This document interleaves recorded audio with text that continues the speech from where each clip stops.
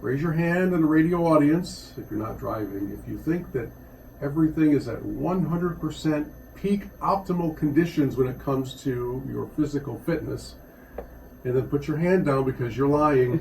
We already know these things. And so we are going to spend this 9 o'clock hour visiting with a young lady who has really carved out a tremendous niche for herself in the Great Lakes Bay region with a very active, very vibrant fitness center. And you have seen her on billboards. You have seen her logo in the back windows of a number of vehicles. And I am pleased to welcome into the studios this morning. By the way, I'm Bill Hobson, sitting in for Art Lewis. I should have mentioned that a moment ago. I'm pleased to welcome into the studios Sarah Fechter. How are you? Good morning. I'm good. Thanks for having me. Well, taking it back about 20 years ago, I'm aging myself. My mom was very sick with cancer, and I needed to find a way to get through what was a very rough time for me. And I was having a really hard time grieving and figuring out what kind of therapy would work for me. And I decided, I'm just going to go to the gym. And I went over and I exercised for about 20 minutes. I was always active in high school. And I had just kind of gotten out of it going to college, and I thought I'll try this again. So I go back and I felt really good doing it, and I just needed something to kind of take my mind away for an hour or 2 hours a day and just find a way to really kind of cope with what I was going through. It grew on me. I felt better. It was working for me. And I never had the thought of going into fitness or making money in a career or making a career out of this. What I knew was that it gave me time to grieve, and it helped me figure out life and to get through that tough time. And I wanted to help other people do that. I wanted to make other people feel good, and I wasn't worried about what kind of money I was going to make doing it. I just knew that that's what I wanted to wake up and do, is help other people who kind of felt like me or went through something in the similar sense. And I started finding that through fitness out of Australia. Luke Lehman and the Muscle Nerds, and they're very kind of cool name. You took up an internship. Oh, yeah. What does that mean? So I wanted to grow with the industry, as it is always changing. And as I age, I kind of started to realize that it's just not the physical aspect or the entertainment of group fitness and social and community. Another part and aspect of health that I believe that we're missing out on are internal things, like just going back to the basics, your resting heart rate, your blood pressure, taking care of what's on the inside and the outside. Yes, of course it's important, but more the mental, the emotional, the whole well-being of health and fitness. So I wanted to learn biochemistry and physiology, and I wanted to start studying bioenergetics. And yeah, it's pretty sciencey. I'm a little bit of a science nerd, but it's headed then in that direction. And every single day I wake up and I take on a new internship or go to a new seminar. I'm traveling around the world for it, and when I walk out of those seminars, the first thing I always think to myself is how much I still have to learn. Well, it's an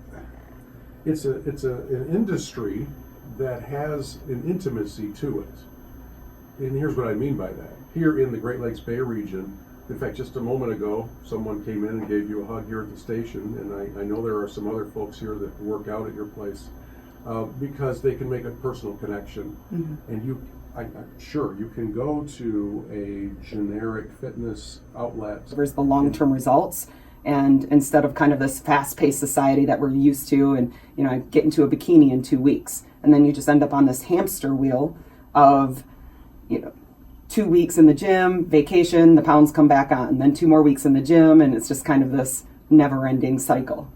Isn't a lot of it because we really don't know how to self-guide our fitness regimen? So we have the desire. We Yes. want to come in. We want to fit into our suits. We want to look a little better. We want to feel better, frankly. That's really what it comes down to.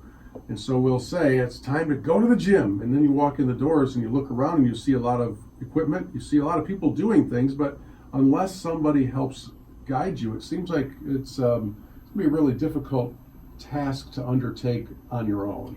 Absolutely. There's so much misinformation out there in the industry, and you've got so many people telling you so many different things. Think about it like the cereal aisle. You walk down the cereal aisle, you see how many boxes of cereal. There's almost too much to choose from, and there aren't a whole lot of guidelines on, the credentials in the industry. So you have to be able to determine who is what and what is what. And that's very difficult to do in an industry where it looks like the cereal, whatever it is they're after. If they can't comply or they can't sustain the regimen, then it's going to be unsuccessful. They're going to fail, and then they're going to have guilt. They're probably never going to come back through your doors. So the first two things I say, what is your life like? Are you busy? Do you work third shifts? Do you have children? Do you want to watch baseball games in the evenings? Let's set up a program that's sustainable for you, and let's set up one that you can comply with.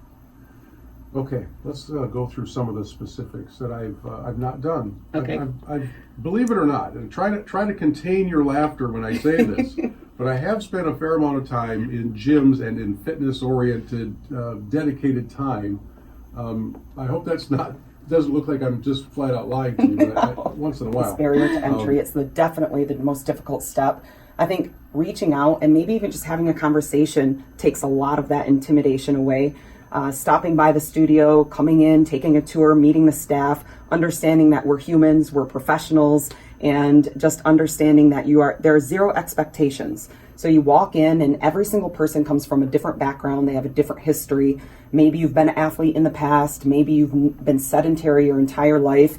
And we would never put those two people on the same program. We would never train them the same or teach them the same. So it's really, again, getting to know that person individually and taking them through the steps to make them feel comfortable and to help them reach success in it. So you're not going to walk in and have to sign up for the triathlon right away. Absolutely not. We wouldn't even recommend that. Yeah. What's the cost factor like at your place? We know that sometimes that can be a barrier to entry. Absolutely. I think that it definitely is a barrier to entry. I think we have to put a larger value on health and what it means. Our classes are $10 a drop-in. We do a drop-in basis. We do offer programs by the month, $99, $96, depending on what you sign up for. And I think you have to understand what it is the product is that we are selling and helping you get to, rather than just a workout class, which is, it's just, if you've never been there, that's part of the intimidation factor, is just kind of imagining what it's like instead of experiencing it for yourself. Do I have to come every single day to get a benefit?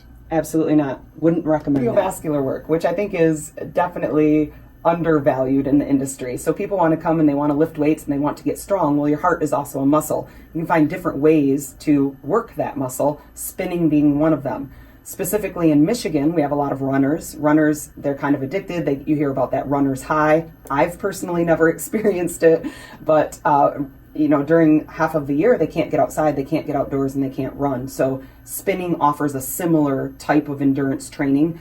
You can train athletes, and what's really cool about spin is you can put 20 people in a room all on a bike, and you can train them differently if you understand, again, the science and the physiology. I could have a beginner in there and I say, you just sit in your seat. I want you to target your heart rate at around 130 to 150 beats per minute. And if I have any triathletes in the class, you are going to reach your max heart rate. I want you out of the seat in level 2 or 3, and you are going to kind of push through this high cadence. We can talk about how much resistance to add to the bike. So it's really, you can go for a joy ride, or you can train indoors as if you were training for outdoors. In my opinion, I don't think general population has any business flipping 1,000-pound tires. I mean, the problem is that your everyday person flipping a 1,000-pound tire and typically learning from a person who doesn't understand how to flip a tire correctly, and you're setting somebody up for major injury. Right. You hurt something like your back or your neck. How often are you going to come back to the gym? Or you talk about the intimidation factor, that just became multiplied. Yeah, for sure. I have seen videos time and time again, oftentimes when looking at how professional athletes are training. Yes. And in each hand will be the end of a large rope, like a 4-inch diameter rope. Battle ropes. And they are literally just kind of as fast as they can, lifting and throwing them down and getting a tremendous workout out of it. But other than really making my shoulders hurt, I don't know what else that does. Well, the ropes specifically, they're battle ropes. They come in different sizes. They come in different weights. And you can train intervals. It's a metabolic effect. So it means that your heart rate's going to go very high. I wouldn't recommend that for beginners, but there are ways to use and optimize the ropes to keep your heart rate lower. So think of the ropes, there's 50 different exercises at a minimum you could do with the ropes. And depending on the client, you choose the correct exercises. But most people would go in and just start banging them as hard as they can the last 10 seconds, and they'll feel like they want to die. Aerobic base for it. So we need oxygen. when we take our heart rate up really high, for example, the battle ropes, and you're in that metabolic state, you're anaerobic, and that means without oxygen. So if we don't build that good aerobic oxygen base first, things like intervals or battle ropes will always feel like death to you. And you can build a good aerobic engine by going for a walk outside. It's called aerobic capacity. It's one of the aerobics on the conditioning continuum. It's at the beginner level, and you need a good oxygen base for every system that's run in the body. So I would recommend starting with aerobics, keeping your heart rate between 130 and 150, walking outside for 60 minutes. Maybe it's a small incline, or again, staying seated in the saddle on a spin bike. What's the most popular drop-in choice for your membership? I would say it's a toss-up between strength and conditioning class, spin class, dance aerobics, and the boot camps that we hold outdoors. And those are pretty intensive, right? The boot camps, they're several days in a row, or they're just one day? We have 9 boot camps a week. 6 of them are offered outdoors. Wow. Yes, for 6 months out of the It year. makes us a little intimidated at all the equipment, all the stuff, all the people who are there that look like they know what they're doing. Yes. So let's get past that initial reluctance and come in and just say, I need some help. And that's okay. It's okay to say, I need help. And that's, I think, a tough thing for everyone, including myself, to say.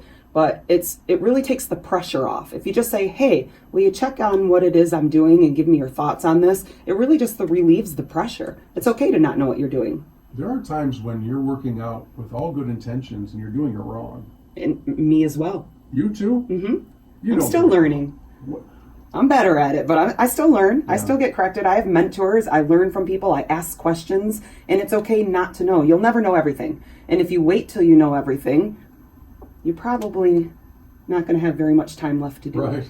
I told you before we started. Very surreal. It's still, I just wake up and I do what I do every day. And I want my brand well known. I believe in what we do and what we stand by and what's behind the brand. And I just wake up and I truly, from the heart, enjoy every aspect of what I do every single day. And that probably is the biggest branding, is just when you're around me, you probably need a break after a couple hours, because I'm just so passionate about health and fitness and helping people.